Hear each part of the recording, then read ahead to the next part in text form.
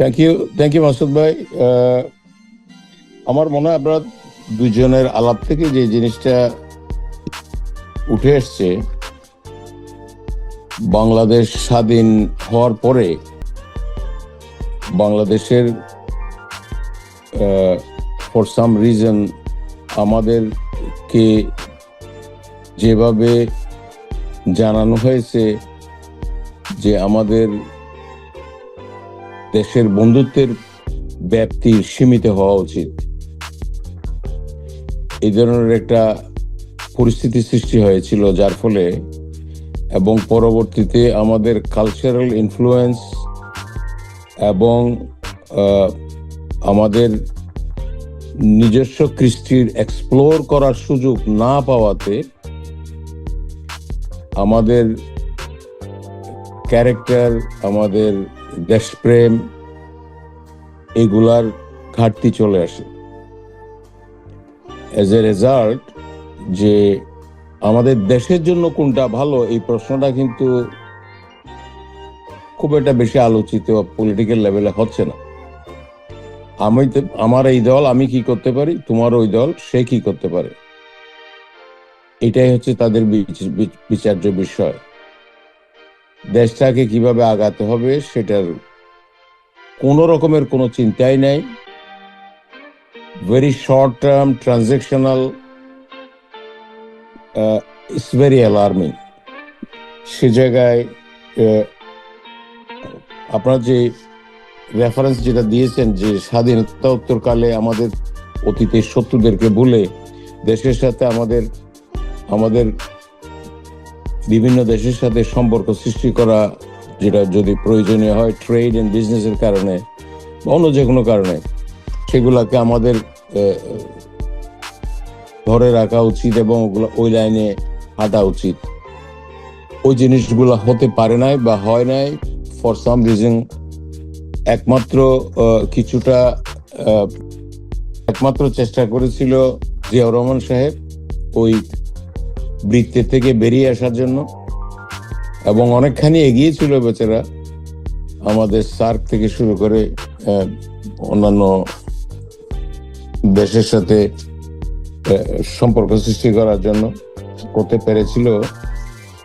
কিন্তু আমাদের সবচেয়ে খুশির খবর হলো যে ছাত্র যুবক এরা একাডেমিক এনভায়রনমেন্টে দেশপ্রেমের কোনো খুব একটা যে লেখাপড়ার কোনো লেসন বা কোনো কিছু একাডেমিক ফোরাম তাদের আছে আমি জানি না, আমার মনে হয় না আছে।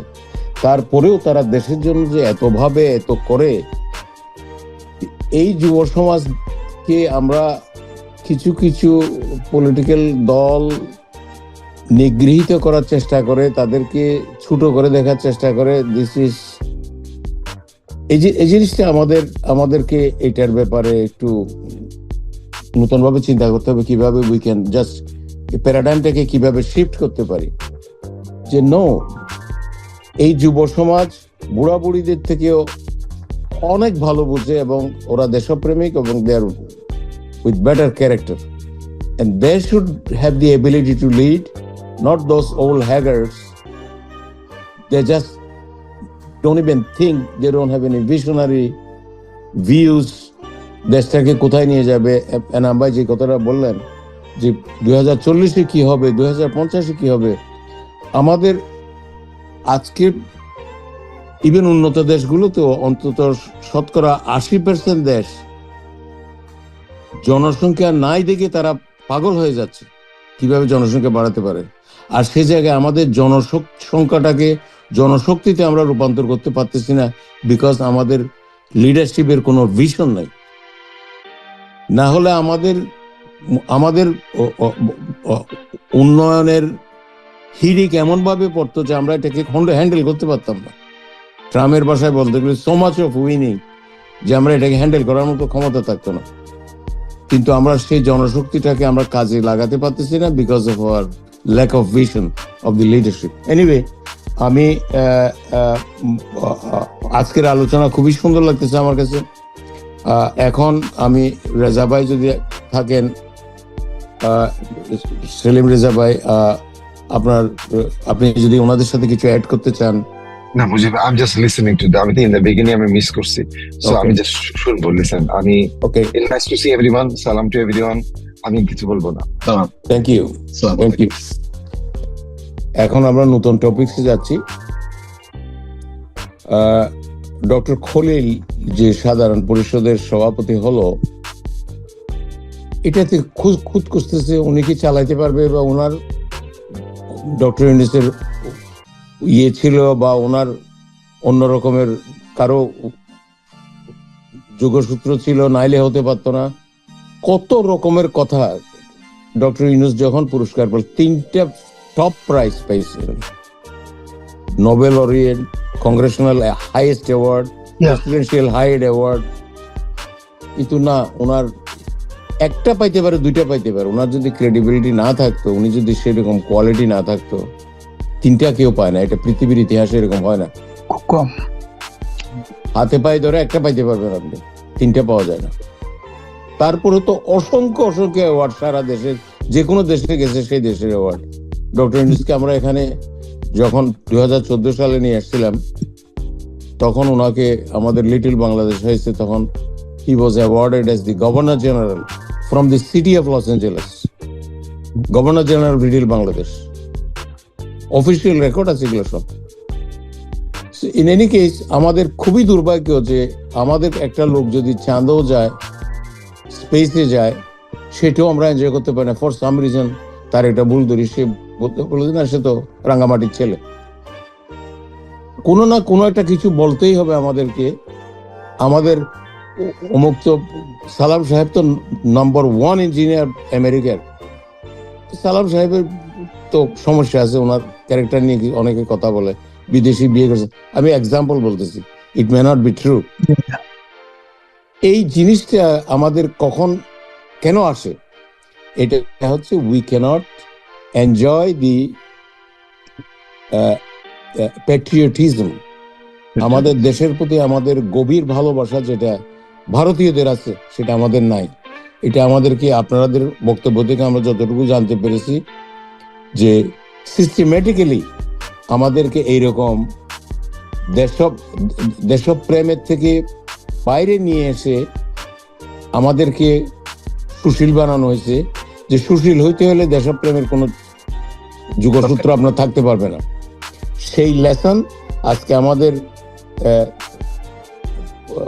ব্যুরোক্রেটসদের মধ্যে, মিলিটারিদের মধ্যে, সমাজের মধ্যে, ব্যবসায়ী মহলের মধ্যে, এবং সাংবাদিক এবং অন্যান্য মহলে। Anyway, so let's talk about doctor Khalil. আমি আবার শুরু করব আমাদের প্রিয় এনাম ভাই থেকে। আমি সরি, আমি ওনার সম্বন্ধে এত বেশি জানি না, শুনিও নাই, কিন্তু এইটুকু জানি ওনার ব্যাকগ্রাউন্ড যখন পত্রপত্রিকায় দেওয়া হয়েছে আর কি, সেটা এক্সেপশনালি ট্যালেন্টেড, এবং ওনার we should be proud of him, there is no question about that. ওনার অতীত যে জাতিসংঘের যে কাজ উনিগুলি করছেন, চাকরি করছেন, এবং বিভিন্ন আন্তর্জাতিক ক্ষেত্রে ওনার যে দখল, এটাকে দখল মানে ওনার জ্ঞান আর কি। আমি বলতে পারছি যে ওনাকে যদি সঠিকভাবে আমরা ব্যবহার করতে পারি, তাহলে দেশের অনেক উন্নয়ন হবে, দেশের অনেক ভালো হবে আর কি। এটা হলো আমার মুদ্রা কথা আর কি। আর আপনি বলতেছেন ইউনূস সাহেব এবং খলিল সাহেব, ওনারা দুইজন যদি একসাথে কাজ করতে পারে, তাহলে most likely this two would do a very good job, এবং কিছু চমক আনতে পারবে আর কি। আমার ওইরকম কোনো জ্ঞান নাই ডক্টর খলিল সম্বন্ধে, আমি এত কিছু বলতে পারবো না, এজ আই সেড আর কি। কিন্তু জাতিসংঘের ব্যাপারটা হয় কি, জাতিসংঘের ব্যাপারটা আপনার এর আগেও ছিল অনেকেই, তারা পরবর্তী পর্যায়ে জাতিসংঘের সেক্রেটারিও হয়েছিল, বুটরুস গালি বা আমাদের বার্মার নে উইন আর কি। তো নে উইন সেরকম কিছু করতে পারে নাই, উনিও শুরু করেছিল সাধারণ অধিবেশনের প্রেসিডেন্ট হিসেবে, তারপরে he was selected as the secretary general আর কি। তো উনি আমাদের স্বাধীনতা যুদ্ধের সময় উনি ছিলেন উতান ছিলেন আর কি, ওই বার্মার যে জাতীয় সেক্রেটারি। তো উনি আমাদের পরে অনেক রেজলিউশন গুলো নেওয়া হয়েছিল, কিন্তু বার্মার জন্য এরকম কিছু করতে পারে নাই, কারণ বার্মার যে সামরিক জান্তা, দে ওয়ার এক্সট্রিমলি রুড এবং সাংঘাতিক খারাপ। এটার এখনো প্রতিফলন এটা দিচ্ছেন আর কি। তা আমার ভয় হয় ওইখানে আর কি, যে আমরা যেভাবে ওনাকে আক্রমণ শুরু করছি, আর স্পেশালি ডক্টর ইউনূসকে যেভাবে আক্রমণ গ্রাসরুট লেভেলে সে আক্রমণ শুরু করা, এটা আমি জানি না ওনারা কোত্থেকে এগুলি পায় আর কি। এই গালি টালি দেয়, এগুলা চাইছে তাই ব্যাপার আর কি। কিন্তু সাধারণ মানুষের কল্যাণের জন্য ওনারা যা করতেছেন সেটার কথা কেউ কিছু বলে না আর কি। এটা হয়তো বামপন্থীদের কিছু ইনপুট আছে আর কি এখানে, এই দুইজনের ব্যাপারে আর কি। খলিল সাহেবের হয়তো পাশ্চাত্য দেশগুলোর সাথে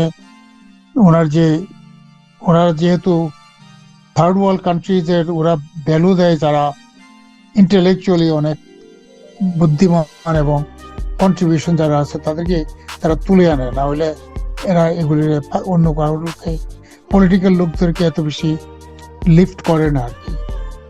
ওদের উদ্দেশ্য হলো যদি কোনো কারণে সিঙ্গাপুরের মতো বা কোরিয়ার মতো কিছু করতে পারে তারা তাদের দেশের জন্য, এরা হয়তো তাদের একটা উদ্দেশ্য আছে ব্যবসা বাণিজ্য করা এবং তাদের সাথে খাতির রাখা পাশ্চাত্য দেশগুলো, definitely they have their purpose.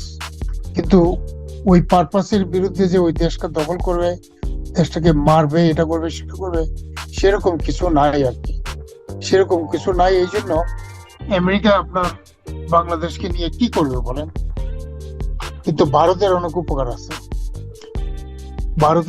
উপকার আছে। এই আপনার রিহ্যাবিলিটেশন থেকে শুরু করে even garments industry, fish industry এবং অন্যান্য ইন্ডাস্ট্রিগুলো যে বাংলাদেশে গড়ে উঠছে, তাদেরকে একটা মডেল হিসেবে ব্যবহার করে এগুলি অন্য জায়গায় নিয়ে যেতে পারে। বিশেষ করে ওয়েস্টার্ন ঘাট, যেটা মুম্বাই থেকে কন্যাকুমারী ওই অঞ্চলগুলোতে নিয়ে যেতে পারে। কারণ ভারতীয়রা ইস্টার্ন কোস্টকে খুব একটা বিশ্বাস করে না, কারণ ওখানে কিছু বামপন্থীও আছে, কিছু চীনের সাপোর্টারও কিছু আছে। তো এই ধরনের কতগুলো জিনিস আমাদেরকে করতে হবে। আর আমি ডক্টর ইউনূস সম্বন্ধে কিছু জানি, কিন্তু ডক্টর খলিল সম্বন্ধে সেরকম কিছু জানি না। কিন্তু আমি এটুকু বলতে পারি, তাদেরকে যদি একসাথে কাজ করানো হয়তো আর কি, যাইতো, তাইলে এটা কল্যাণকর অনেক কিছু হইতে পারতো। আর আরেকটা জিনিস আছে, খলিল সাহেব নাকি আমেরিকার সাথে চুক্তি করে দিয়েছে, যেটা দাসত্ব চুক্তি বলে আর কি। আমি চুক্তি সম্বন্ধে কিছু জানি না, কিন্তু একটা জিনিস বলবো যে আমেরিকার কোনো মিলিটারি বা ইকোনমিক স্বার্থ নাই বাংলাদেশের ব্যাপারে। তাদের একটা রাজনৈতিক স্বার্থ থাকতে পারে, চীনকে প্রতিরোধ করার জন্য ভবিষ্যতে তাদের বন্ধু রাখা আর কি। কিন্তু বাংলাদেশের ল্যান্ড তারা ব্যবহার করতে পারবে না। এটা হলো অস্বাভাবিক গ্র্যান্ড স্লিপও বলে। এখানে কোনো বেস করারও কোনো জায়গা নাই, কোনো ইকোনমিক জোন করারও জায়গা নাই আমেরিকা যেটা করতে পারে আর কি। কাজে এটা নিয়ে মানুষ খামাগাই হা উতাস করে। ভারতীয় দালালগুলা এবং বামপন্থীরা, আমি নিজেও একসময় বামপন্থী রাজনীতি করতাম, এরা সাংঘাতিকভাবে অ্যান্টি আমেরিকান কথা বলে, যেগুলোর বাস্তবতা নাই আর কি। এটা হলো আমার মোদ্দা কথা। কিন্তু আমি সরি আর কি, আমি খুব বেশি ওনার সম্বন্ধে আলোচনা করতে পারবো, জ্ঞান নাই সেরকম। কিন্তু ওনার এই চুক্তিগুলো আমাদের জন্য ভালো। আমেরিকার সাথে চুক্তি করা ভালো। পার্ক চুং হিও করছিল সাউথ কোরিয়ার, তারপর সিঙ্গাপুরের এরাও করছিল। করার ফলে ওরা কোথায় চলে গেছে, আমি আপনাকে একটা এক্সাম্পল দিই।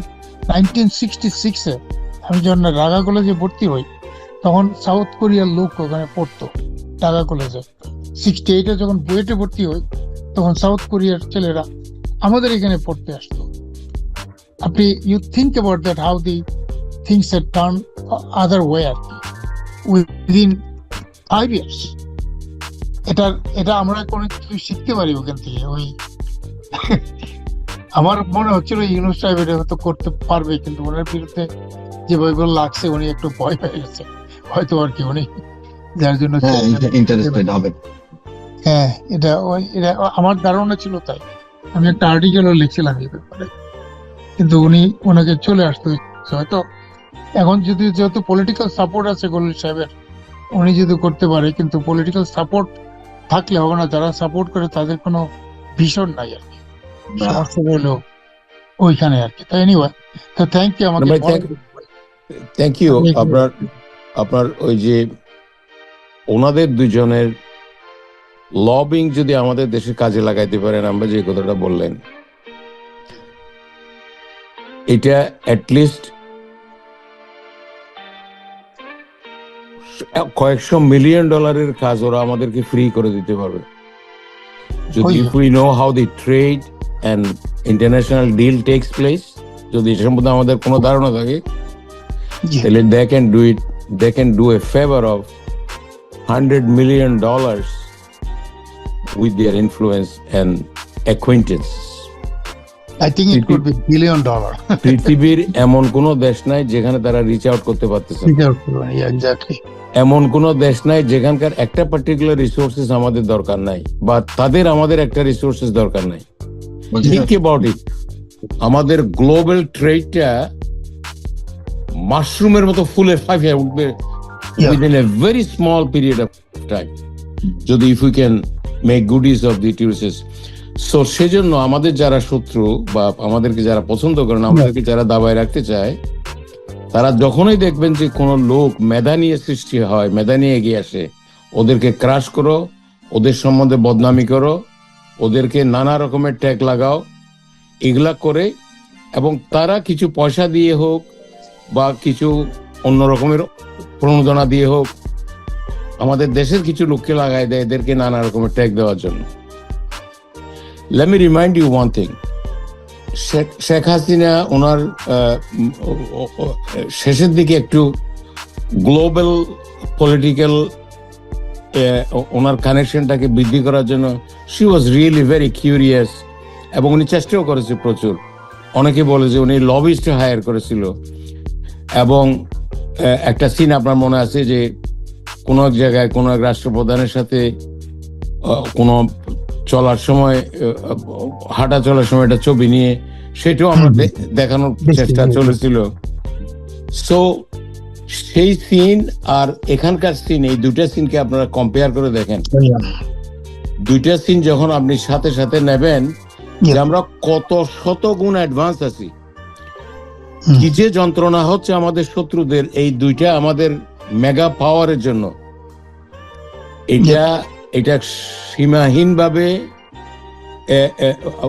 এটা আমরা হয়তো কোনো এক সময় বুঝতে পারবো যে এই সময়ে যদি আমরা এই জিনিসটার উপরে গুরুত্ব না দেই, যে সমস্ত লোক ডক্টর খলিল, যে সমস্ত লোক ডক্টর ইউনূস সম্বন্ধে বলবে, এদেরকে বয়কট করেন, এদের সম্বন্ধে ব্যাকগ্রাউন্ড চেক করেন, এদের ব্যাংক অ্যাকাউন্ট চেক করেন, কোথায় গিয়ে সন্ধ্যায় কোন ছবি দেখে তারা, কাদের সাথে নেশা খায়, এই সমস্ত জিনিসগুলো খুঁজে বের করেন, দেখবেন যে you will get the reason why দে।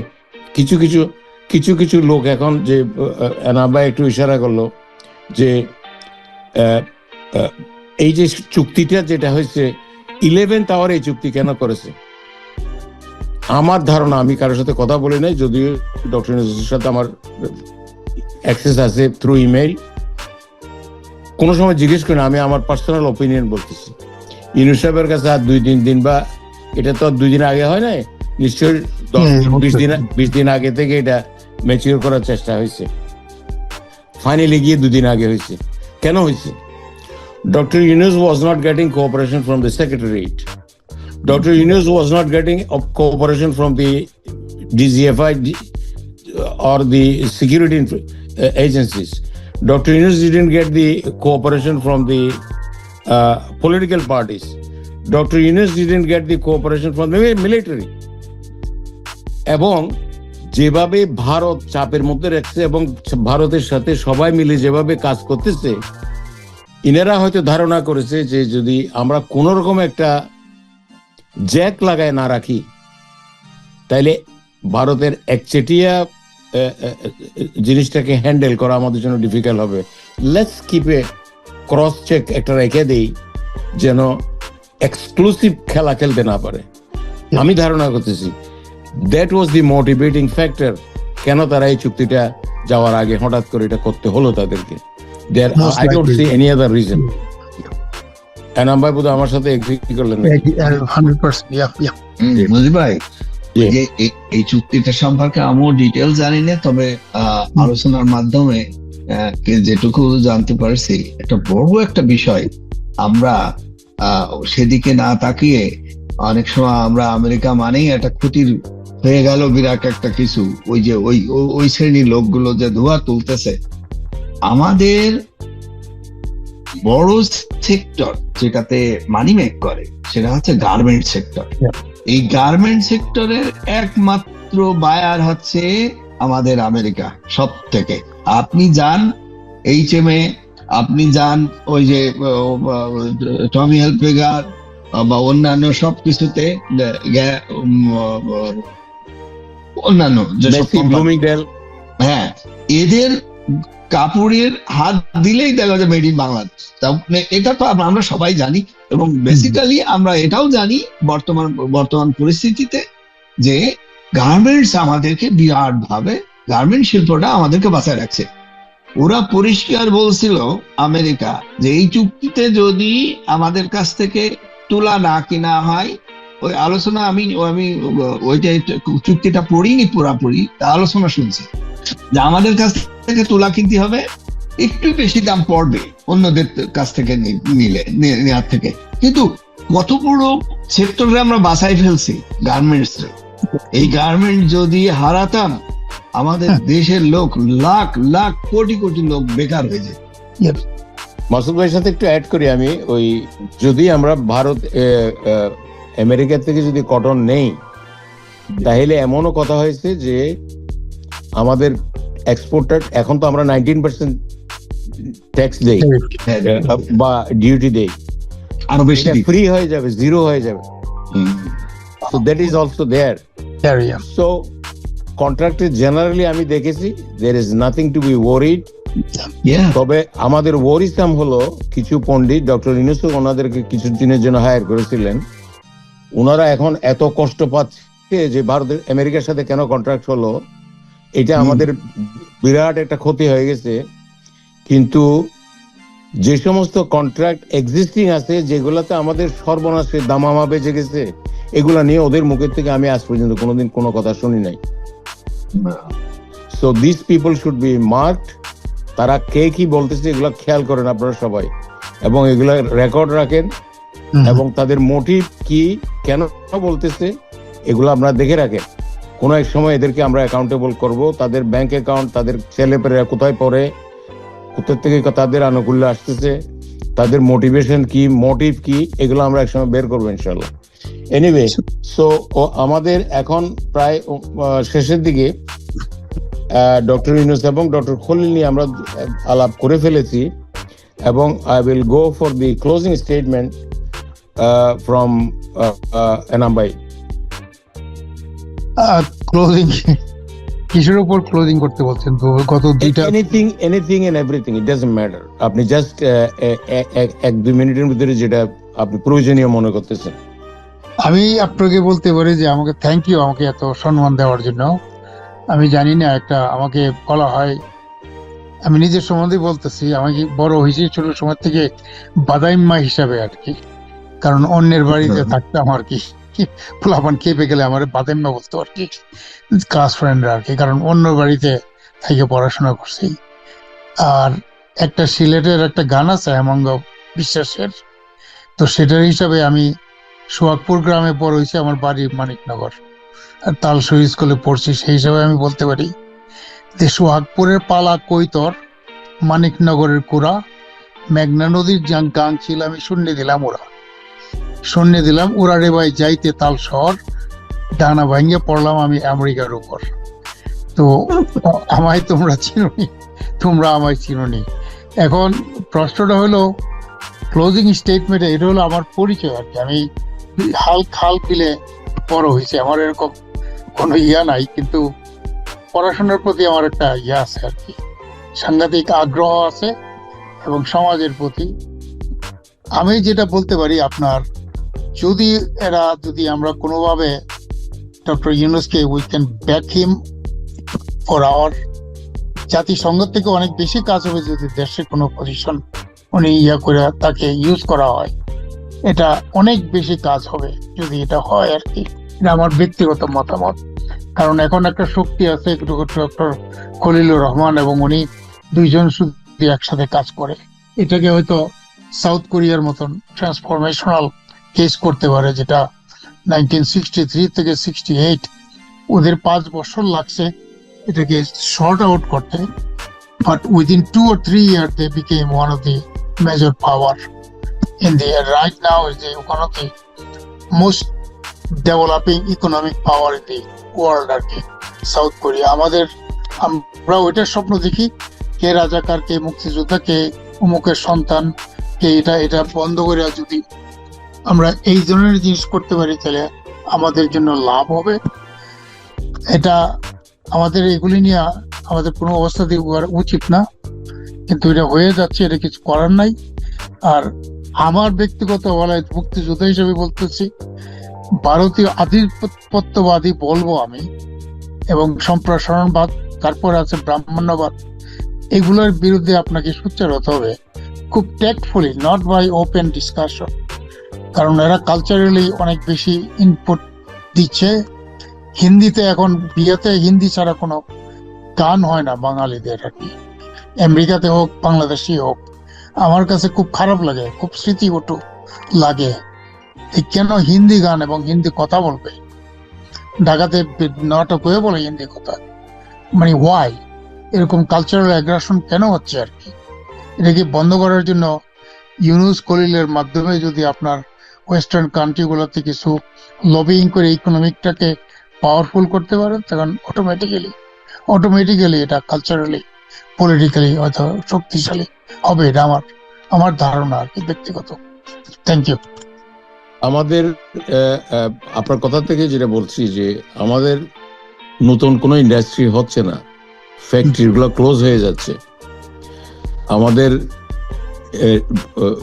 ফুয়েলের অভাবে অনেক ফ্যাক্টরি ক্লোজ হচ্ছে এবং অন্যান্য কারণেও ক্লোজ হচ্ছে, ফ্যাক্টরি গুলা বন্ধ হয়ে যাচ্ছে, ইন্ডাস্ট্রিয়ালাইজেশনের প্রতি কোনো জায়গা নাই, মেসিভ লোক কিভাবে রিএমপ্লয়েড হবে সেটার উপর আমাদের কোনো চিন্তা ভাবনা নাই।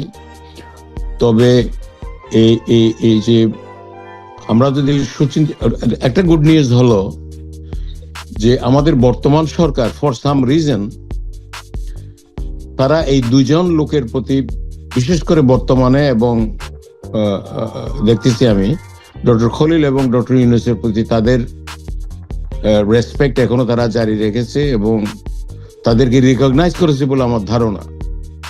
এবং এমনও শুনতেছি যে ওনাকে প্রেসিডেন্টের জন্য প্রপোজ করার চিন্তাও করেছে বা করেছে।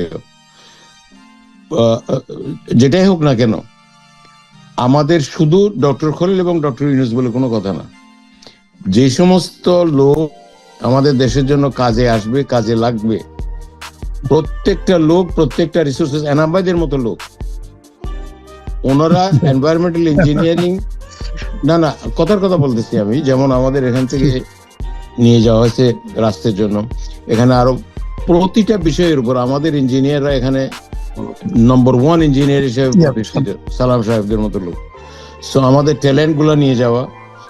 আর আমরা বিএনপি সরকারকে শুধুমাত্র বলবো যে আপনারা দয়া করে সে যেই গ্রুপেরই হোক না কেন, ট্যালেন্ট যদি হয়, সে যদি আওয়ামী লীগও হয়, তার জীবনকে বাঁচানোর জন্য আপনাদেরকে সুরক্ষা দিতে হবে।